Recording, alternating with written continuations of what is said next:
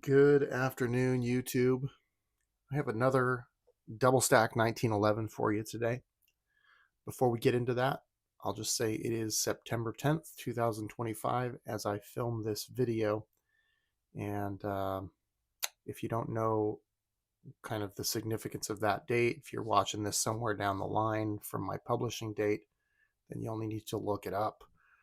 It is unfortunately a very sad day. So I'll just say stay armed, stay free, and let's bring it up a tick from that by talking about a pretty slick machine here. Another double stack 1911. This one is the Alpha Foxtrot Romulus.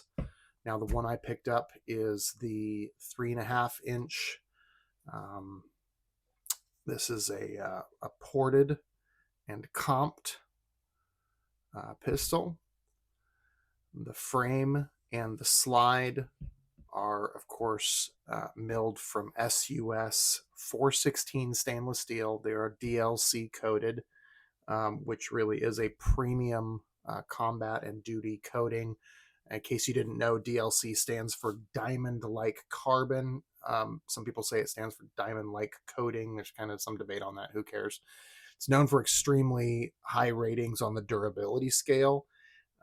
With a surface hardness, the DLC folks say there's a surface hardness that is close to that of a diamond, which is crazy, diamond being the hardest known substance on Earth. So there you go. The grip module, of course, is polymer.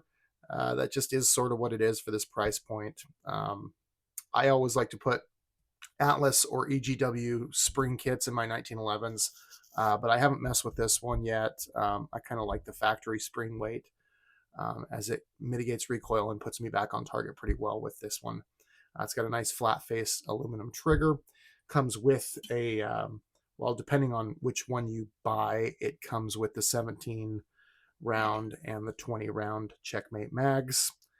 And I guess I should go ahead and show YouTube that this gun is safe and safe to be handled and messed with. This gun comes with a flared magwell. It's made of aluminum billet. It's got the full-length dust cover on this, which I like the look of. I personally like the way that looks. Some of them have kind of slope up. I just personally don't like the look of that. This tactical rail has the 4 cutouts, which again, I also like that. Seems to be kind of a good balance of, the tactical accessory optionality with those cutouts, depending on which brand light you use. Light or laser or whatever you want to put on there, you may need those extra options for the way that it fits. So your standard lights are just going to fit on easily. That's why some of these 1911s come with only a single cutout. I just like the extra optionality that it gives you having those extra cutouts, but it does cut down on some of the nose weight. You can see here they didn't put any cutouts out here on the end, which leaves you a little bit of extra nose weight. These guns are heavy. That's why we like them. It's a lot easier to shoot accurately and fast when they've got a lot of girth to them.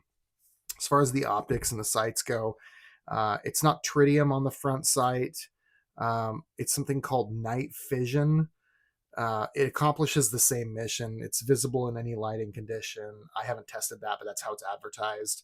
So that's going to be a very low light or nighttime visible front sight.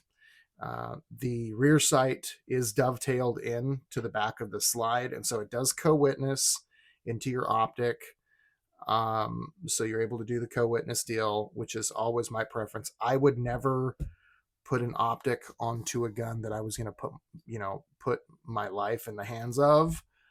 If I wasn't able to co-witness sights, you got to be able to have that backup just in case something goes off with your optic, and God forbid something goes down in a self-defense situation, and your optic goes down. So I always want to be able to co-witness if I'm ever going to have to trust my life to a gun. Some guns you buy, you're not buying it so that you can trust your life to it. You're buying it for a fun gun or a range gun or a barbecue gun or whatever. Anyway, the tri-top slide, it's got a tri-top slide. Most of the 2011s these days are kind of cut that way. It has the, it's got some fairly shallow cuts here, laser cuts or whatever for doing like a press check or whatever. I'm saying or whatever a lot. I'm not sure why. These are shallow, but they're sharp on the edges, so it makes press checking pretty easy. I haven't had any issues, doing your press checks on that. Laser cuts on the top of the slide. The glare reducing laser cuts they put on there. This does come with an ambidextrous safety. So safety on both sides.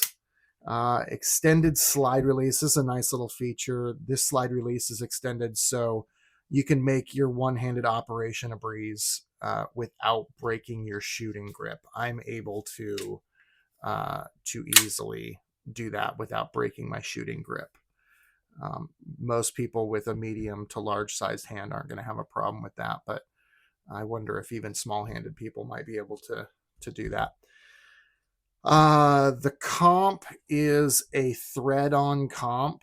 I'll take this gun down in just a minute. So that means, of course, that the bull ramped barrel, which this is threaded to receive the comp. The barrel has a standard 1 in 10 twist. So that's your kind of standard options for these guns. I'll take the gun down in just a minute, and I'll show you kind of how the comp looks and stuff.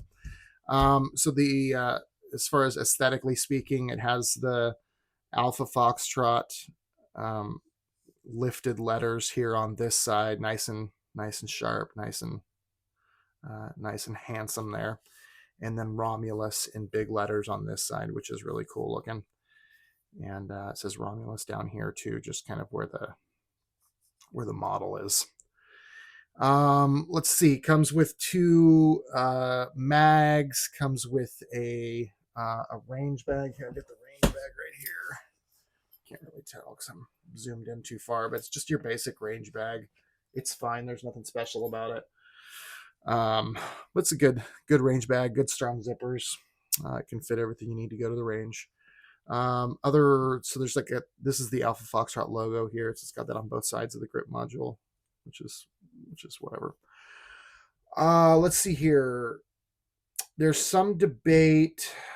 If you read online, there's actually some debate on whether, I don't know if Alpha Foxtrot put out some press about this, that there wasn't going to be any MIM parts in this gun. And there's some people that are still holding that, oh, there's no MIM parts. But if you just if you take the gun apart and look, there's obviously MIM parts. So I'm sorry to tell you, yes, the Romulus does have a few MIM parts. That's pretty standard for this price point.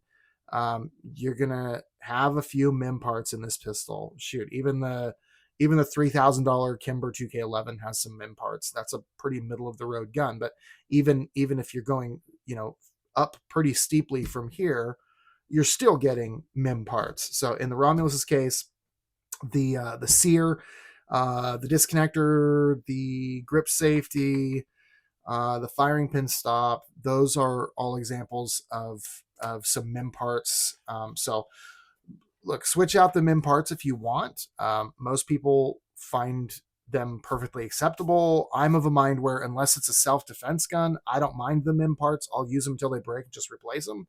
They probably never will break, but if they do, whatever, I'll just replace them. Now, if I'm trusting my life to the gun, then yeah, I would go ahead and swap those parts out for milled parts. As far as price goes, I know YouTube doesn't like when creators talk about prices, but I'm such a small content creator. I'm not really a content creator. I just like making these little videos, but I'm so small, I don't think they even are watching out for me. So I'll just tell you what I paid. On sale, I got this gun on sale. I paid $1,275 for it. I added a CV Life enclosed optic. I forget what the model name for this. It might have it on it. It does not. It has an auto adjust feature. It's got the little deal here to read the ambient light. So it does ambient. I don't know how to do that yet because I just put this on yesterday. I haven't fiddled with it yet. But this CV Life optic is pretty cool. It's a new enclosed optic from them. This is sub $200. In fact, I think I paid like $159 for this. So all in, I'm significantly under $1,500 for this DS 1911, which I acknowledge it does take it out of the $1,000 DS 1911. If you've watched my other videos, you know I'm kind of looking at all of the different DS 1911s in the $1,000 price point and kind of comparing them all. I'm going to do a video soon where I compare all of them. That'll be a longer video. But this one being around the $1,350 to $1,400 range, it's close. It's like, it's close. It's not super close, but whatever, grain of salt. It's sub 1,500 for this gun exactly as it's set up right now. Let's see here. Measuring from here, the way they do this, measure from here to the end of the barrel. It's 3.5 inches. You add the comp on, so after the comp, you've got a total actual commander length of 4.25 inches for the barrel. Now, with the barrel actually only measuring 3.5 inches, you're going to have the ballistics and even the reciprocating mass and all of that of the officer length pistol, which is the 3.5 inch, which makes this gun a decent carry size. Though when you think about it, it's going to print like a commander, not like an officer. So it's fine if you don't mind, if it's wintertime or whatever, you don't mind carrying the magwell. You can always take the magwell off, of course, but you're going to print a little bit larger. I mean, after all, it really is a commander size pistol completely. If you were to take the comp off and chop the end of the frame off, then you're back down to an officer length. But if you wanted that, why didn't you just buy an officer length pistol? So the compensator and the extra frame dust cover length does bring it out to an actual commander length. So your dimensions are going to be easily compared or very accurately compared to a DS 1911 commander length. Your pistol overall length, if you're interested for whatever reason, is 7 7/16 from tip to tail. Now, be aware, this is an important thing about this gun. If you're about to buy this gun, be aware there are a couple of different options that Alpha Foxtrot offers pertaining specifically to the optics mounting system. So be sure you're paying attention to that. One version runs about $100 to $200 more, and that's what they call the optic ready version.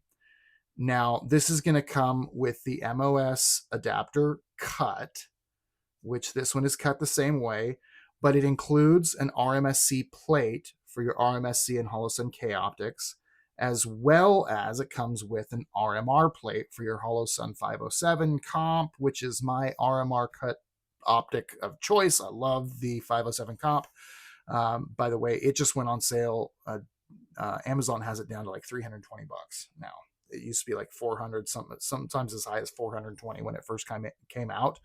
The Holosun 507 comp, if you have not used it, it is a fantastic optic, but it's an RMR plate. So that particular version of this gun comes with the RMR plate. Now, so if you want your Trigicon, your RMR SRO optics, you'll be able to mount onto that mounting plate. Just be aware of what some people call the saddlebag kind of overhang. Your RMR foot plate is going to overhang quite a bit. Now, some people don't care. I personally kind of think it looks cool on a thin 1911. I don't know why I think that, because I don't know. It's just a preference thing, I guess. But the RMR optics are quite a bit wider. And so just be aware of that when you decide how to spend your money on an optic. Again, that's the more expensive version that I'm talking about. Man, it's been bad for fruit flies this year. Fruit flies buzzing around. Ooh, got him. Sorry you had to see that. That was pretty awful. So that's the more expensive version of this gun. I got the $100 to $200 cheaper one, which comes with the removable rear sight plate, which opens to a direct mount RMSC mounting. And so this CV Life optic is a direct, it's an RMSC, and I was able to direct mount it. Now, it did come with a couple of little spacer plates that I had to put on there to get it to come up over the top of the slide there on the tri-top. Oh, this is really important. The slide, I had to go and do the research on this. I haven't marked these screws yet. They are marked down, or they are locked down to spec, but I haven't marked them yet. You always want to mark them with like I've got these little guys here. I'll show you. Deco color pens. They're a paint pen, and then you just put a little mark on the screw and a little mark on the frame of the optic itself, so you can see if those screws are backing out while you're shooting, and a lot of times they will. So make sure you get some Loctite on the screws, and hopefully they won't back out too much. But if they do, you'll be able to see that they backed out, and you'll be able to tighten it back down. I've got a couple of different colors here that I use. As far as the screws go, this is the part where I had to do some research, so I'll hopefully save you a little time here. This slide takes a number 4-40 screw thread. Then you just need to get the correct length to mount your particular optic. For mine, I think I used a 3/8 length. You might need a 1/2 inch or whatever. Monster Bolts, all one word, on Amazon, has these screws for like $6 for like an 8-pack or a 10-pack or something like that. So this is a really cool gun. I have shot it quite a bit. I've probably put like 300 rounds through it. I put 200 rounds through it on the day that I bought it. I didn't have the optic on it yet. In fact, I haven't shot it with an optic yet. Let's see, I'll go ahead and take it apart. So in case you're new to 2011, you're going to push this little tab through at the end of the slide stop. But what you have to do first is line up this little notch right here, that little crest, and you have to line that up. I keep trying to use my finger. Better to use this. You have to line that up with the notch on the slide stop. So you just push that through, and I have no idea because I'm trying to film this. You probably can't see, but that'll only work in one spot, and you can push through the back with your finger, or you can use a pencil or whatever. Now I've got these gloves on, so I'm not sure I'll be able to get it out. I'll go ahead and use my screwdriver. Always be careful with the screwdriver. You don't want to scar the coating. And this one has been a little tight. Pop that out. Now, before you take the slide off, you want to take your Allen key and put it into the end of the guide rod and go ahead and break that loose. Give it a couple of turns. And what that'll do is that'll prevent you from having to work against loose components and trying to work that guide rod from a locked state. You want to break it loose while it's all locked together, so that way you're not fighting it. Anyway, you can just slide the slide off, and then all you do is you want to hold down with your thumb right here, because the 2-piece guide rod is going to come apart at this joint right here, and you're going to unscrew this sleeve out that end. Some of them have you push through and it's got a little pinhole like in the guide rod, and you just put your little tool in there and that kind of locks it in place. I don't really have a preference on which one is better, but in this case, you always want to make sure you keep your thumb here, because otherwise these components can go shooting out of your slide once they come loose from each other. So you just take your Allen key there and unscrew that. You see it's coming out of the front there. And you see it wanted to go right there. So just kind of push that back in, and this piece will slide right out. And then that will allow you to remove the front piece of the front half of your guide rod. Then you can take the lug out right here. Here's the lug, and here's the comp. The ring, you just push the ring into the down position, and you'll be able to slide the barrel right out of the slide. You can set that aside. Now here's your comp. See how it's just kind of sitting loose there? Well, there's only one one rotation where it'll actually work. And just by trial and error, you'll figure that out. So anyway, you do all your cleaning, whatever, ready to put the gun back together. Make sure the ring is down, in the down position, and it'll slide right through. That comp is just twisting, so it's doing me no favors. There we go. All right. So the bushing goes back in, and your spring, and the front end of your guide rod. Now what you have to do is just kind of nestle that against your fingers and just kind of work that into the correct position. There we go. Get it close. Close is good enough at this stage.